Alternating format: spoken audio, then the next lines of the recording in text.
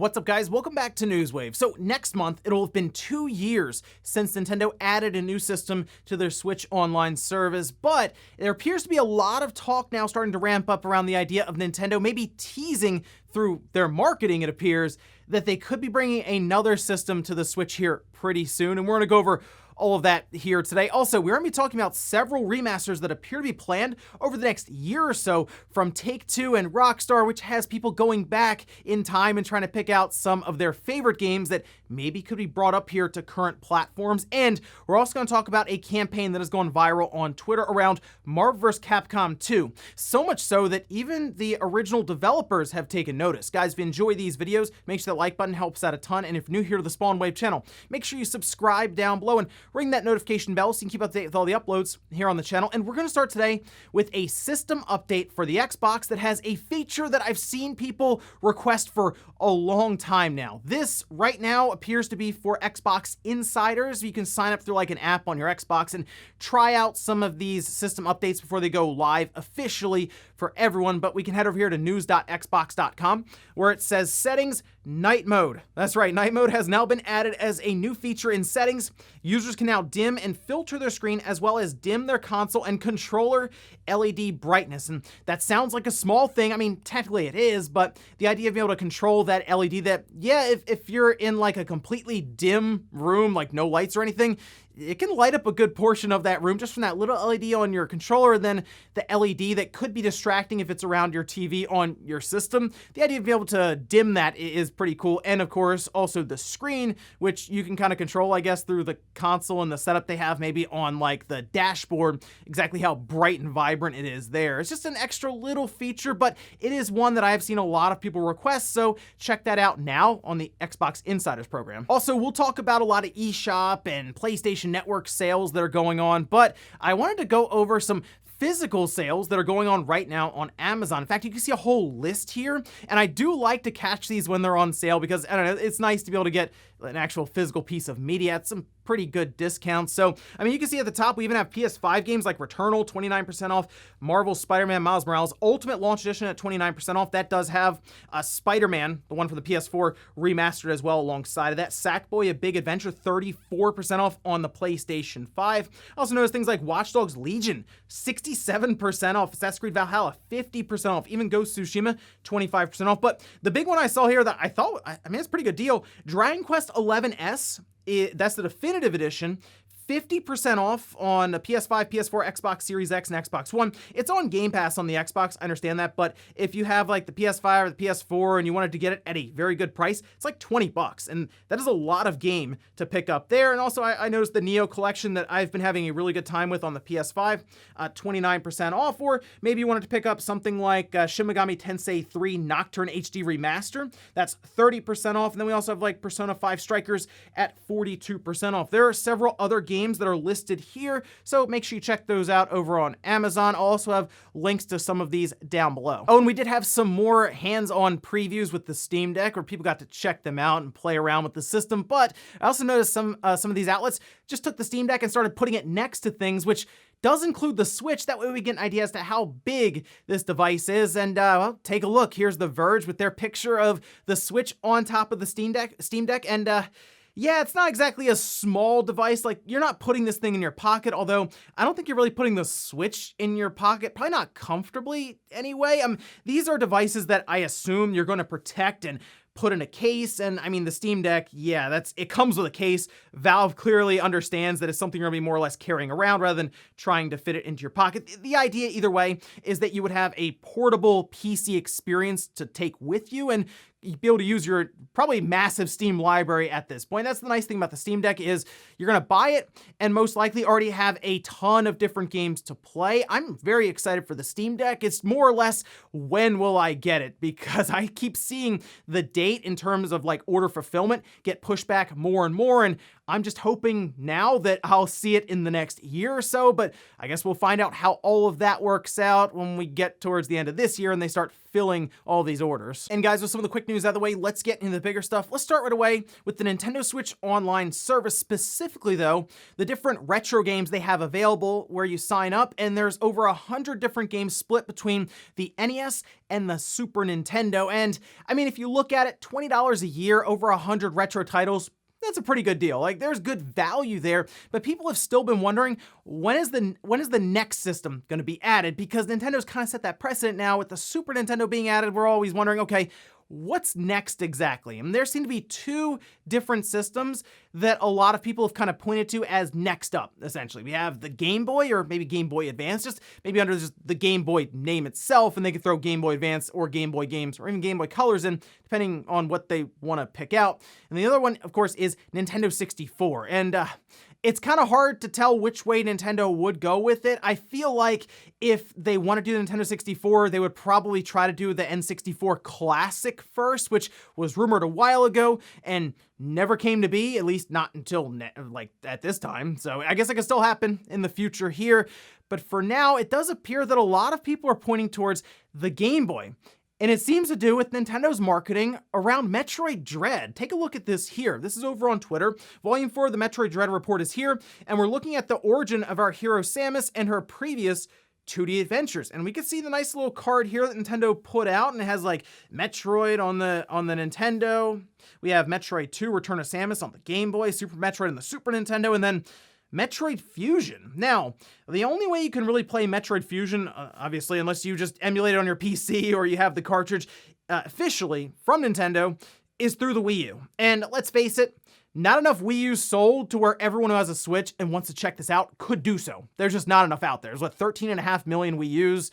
So a lot of those are probably packed up in closets right now. So I don't think it's realistic to tell people, go get a Wii U, because like, why? It's you know, a $200, $250 system right now that actually has been climbing in price, and all they want to do is play Metroid Fusion. So a lot of people are thinking, okay, Nintendo is teasing something here. They have to be. They're showing us Metroid Fusion, but they have no way of actually selling us Metroid Fusion or having us play Metroid Fusion. And as we're looking at right now, this new game, Metroid Dread, is a sequel directly to Metroid Fusion. So it would make sense that Nintendo maybe shows up in September, when they, of course, 2 years before did the Super Nintendo. Maybe they add the Game Boy and the Game Boy Advance all under just that Game Boy logo. And looking at all of this from the outside, yes, that makes complete sense for Nintendo to go, okay, we're gonna complete this big marketing push by dropping Metroid Fusion on the Switch that 90 million people have bought now, and they can take a look at what Samus was doing just before Metroid Dread and kind of get caught up by playing the game itself. They'll have access then to Super Metroid, the original Metroid. Maybe they even just take Metroid 2 and just drop it on there under that Game Boy logo as well. Maybe they do Zero Mission and they put everything there and they're like, here's all the Metroid games, go ahead and start playing, get caught up so that when Metroid Dread comes out, we can hit 3 million copies and Sean can play Balan Wonderworld. But as I usually like to do, I want to remind everyone, this is Nintendo. When we expect them to turn right, they completely turn left. So maybe this is the year of the Virtual Boy. And we get into September and they're like, here's the Virtual Boy. We're going to give you 2 games. Then over the next year, we're going to try to space these other 7 games out that we released on the system. You know what? The Virtual Boy would be pretty funny if they did that, because then they could tie it into Labo with like the VR cardboard headset. But I guess we'll see what Nintendo does in September. I think most people are expecting some sort of event from them, whether it's a full-blown direct, maybe a partner showcase, or even an indie showcase here coming up. And I mean, if they do a full direct, that could be the time to announce that Game Boy is coming to the Switch, and they're going to get everyone ready for Metroid Dread by moving over Fusion at the bare minimum. But again, it's Nintendo. I actually expect them to turn left instead. Next up, let's talk about Take-Two and Rockstar, as in their recent financial results, Take-Two did publish kind of their pipeline for the different games coming out, which you can see here. And this was shared online. I mean, you can go through like Immersive Core. They have fiscal year 2022. They have 4 titles there. There's NBA 2K 2022, WWE 2K 2022, Tiny Tina's Wonderlands, then they have one announced there from 2K. We all expect that to be the Marvel XCOM game that we're going to talk about a little bit more here in a second. They have independent, they have Ali Ali World, mobile games there, they have 10 of them, apparently, great. And then new iterations of previously released titles. They have 6, which they've outlined here, 3 of them. Grand Theft Auto 5 expanded and enhanced for Gen 9 consoles. It's from Rockstar. Grand Theft Auto Online standalone, Rockstar Games. Kerbal Space Program for Gen 9 consoles, that's the private division. Then 3 unannounced games. These would be iterations of previously released titles, ones they've already done, and maybe they're moving up to current platforms with like the PlayStation 5, the Xbox Series, and maybe the Nintendo Switch. So there's been a lot of hope that this could mean, oh, Grand Theft Auto 5 is going to the Switch. Again, the issue appears to have been something with Grand Theft Auto Online, and I guess they weren't willing to separate the single-player GTA 5 and just kind of drop that on. That was on the 360 and the PS3. It would run fine on the Switch. But I was thinking more towards something like, I don't know, Grand Theft Auto San Andreas, maybe an entire trilogy pack of Grand Theft Auto 3, Vice City, and San Andreas. Maybe they go grab like Liberty City Stories or something, and there is a lot of possibility there. Out of these 3 unannounced titles, though, I can guarantee most likely one of these is Red Dead Redemption 2 being optimized and re-released, much like they've done with Grand Theft Auto 5 over and over again, but this being for the PS5 and the Xbox Series systems. They can do all kinds of, I'm sure, little optimizations, tweaks, things that line up better for marketing, ray tracing, all of this stuff, right? Maybe 3D audio, and kind of push that out there and keep things like their online service advertised in it. It's what's worked for them with GTA 5, so I fully expect that. I don't really expect them to go back and grab something like Bully, because that would just make me and many other people happy. So most likely it'll be like GTA 5 and they'll bring it to cell phones or something like that. I'm hopeful that they go and grab some of the older Grand Theft Auto games, do some optimizations and tweaks and some interesting things, bring them up to the PlayStation 5, the Xbox, and the Switch. At the bare minimum, go get San Andreas. It's such a good Grand Theft Auto game. It should be available with tweaks and different things to take advantage of current platforms and bring it out to more and more people who maybe have not had a chance to play it. But I guess we'll see what Take-Two and maybe even Rockstar has planned over the next year with some unannounced titles that they've released already. Next up, let's talk about that rumored Marvel XCOM game that we were kind of anticipating to be announced at E3.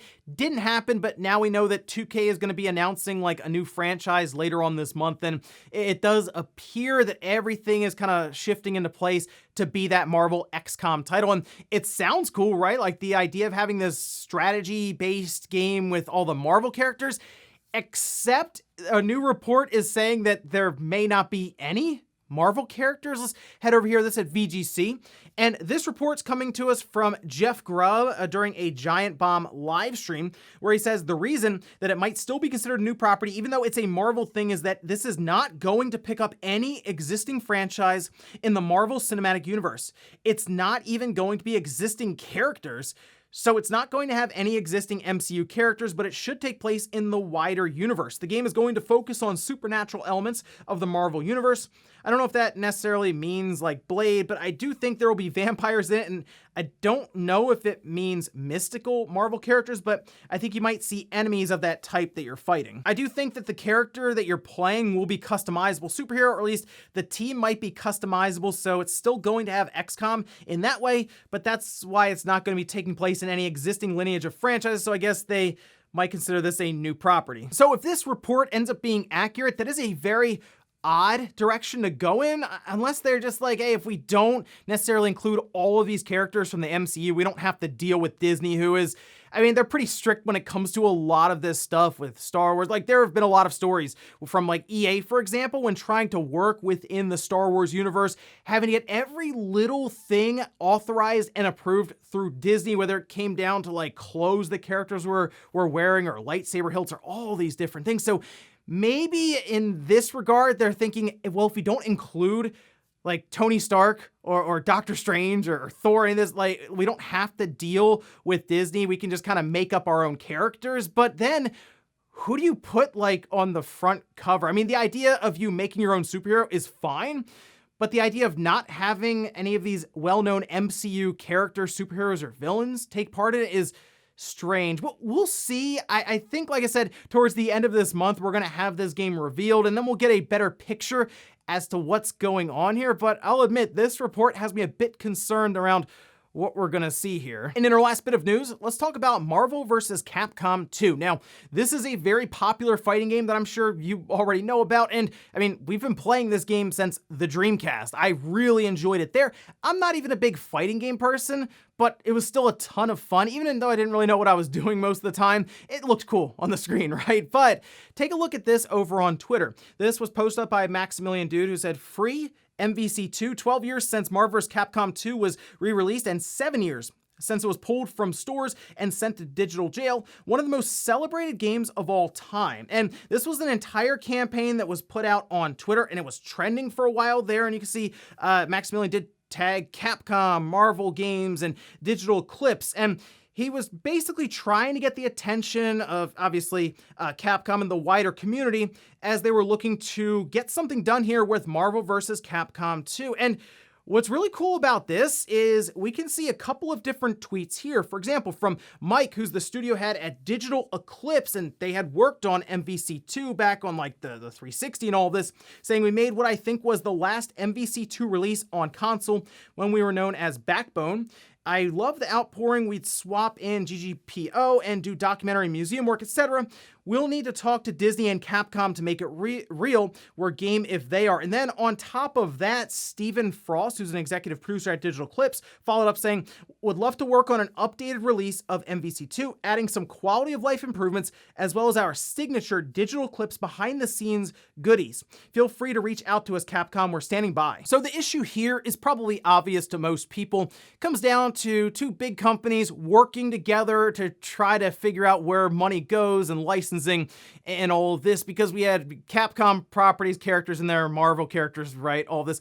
So the idea here is they would most likely have to figure this out from a business standpoint first, and the whole development and porting process, that's probably like the smaller issue in the grand scheme of things here, especially with everything that seemed to happen with Marvel vs. Capcom Infinite. That, I mean, there were a lot of talks and rumors around that being a pretty ugly situation behind the scenes. So I'm not very confident that Capcom and Disney would get together with all the Marvel properties and stuff and be able to make it work and come to an understanding when it comes to the amount of money that would have to be divvied up. But I think it would be pretty cool to see this. And you know what? I'll say never with something like this, because I did not think we would see something like Scott Pilgrim vs. the World, the video game, make a return. But it not only made a return, we also got a physical copy of that game. So, hey, what I would say here is that came back because enough people made noise online about it, and eventually it did. So I would go on Twitter, use the hashtag, make some noise, and see if maybe Capcom and Marvel can realize, wow,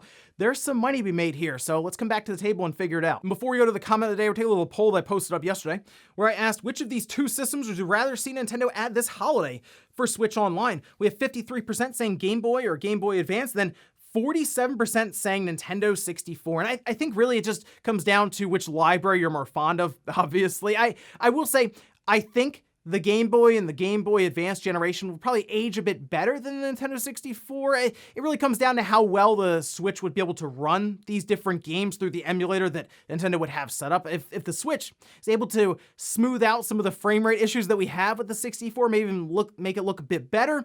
I mean, there's some pretty good games on the 64, but on the other side, some of those 2D style games on the Game Boy Advance, I think would translate over very well to the Switch now, and maybe even that OLED screen coming up here soon this fall. But I don't think you're wrong either way. I'm thinking Nintendo would look at that Game Boy and the Game Boy Advance as one that would probably work better in their online service, and they would save the 64 maybe for a more premium service that they would have an additional tier for, or maybe that Nintendo 64 Classic. And we'll finish up with the comment of the day as you're seeing here. This is from SCJ saying, in terms of the Nintendo Switch, my biggest question is, what's stopping Nintendo from making a new console generation type upgrade to the hardware and claiming it as the same generation as long as it runs all the same hardware? I think you mean software there, but basically if it runs the same games, because I mean, Nintendo really doesn't have to do much with the cartridge itself as they go along. I'm sure the storage inside, the chips they're using will probably get cheaper, and the cartridge is fine now for the games that they want to get on the system. It's just some of them, like the 64 gigabyte card, still kind of expensive. So that's like the biggest thing there. And like I said, over time, that'll most likely come down in price. The biggest thing standing in Nintendo's way when it comes to a device like this and be able to like make the generation last even longer, maybe more than 10 years, is Nintendo themselves and their ability to market it. Because like you look at the Wii U, that's kind of what people thought the Wii U was. They thought it was just still part of the Wii generation and it wasn't supposed to be. So now I'm wondering if Nintendo did something like that here, would they get the reverse thing happening here with the Wii U? They'd announce this system and people are like, oh, that's a new generation, when Nintendo wants it to be still part of the Switch family. It comes down to how well Nintendo can market it, and my hope is that they learned a lot from that Wii U generation. And ladies and gentlemen, that's gonna do it here for Newswave. If you enjoyed this video, guys, hit that like button, really helps out. If not, hit the dislike. Leave comments down below about everything we talked about here today. Well, there's Nintendo Switch Online. Is it time for the Game Boy to finally make the move over in September, just ahead of Metroid Dread releasing, and get Metroid Fusion on the system? Let me know about that one. Also, what about Take-Two and some of these unannounced games that they've already released and doing iterations of now, maybe for newer platforms? Do you think they'll go back and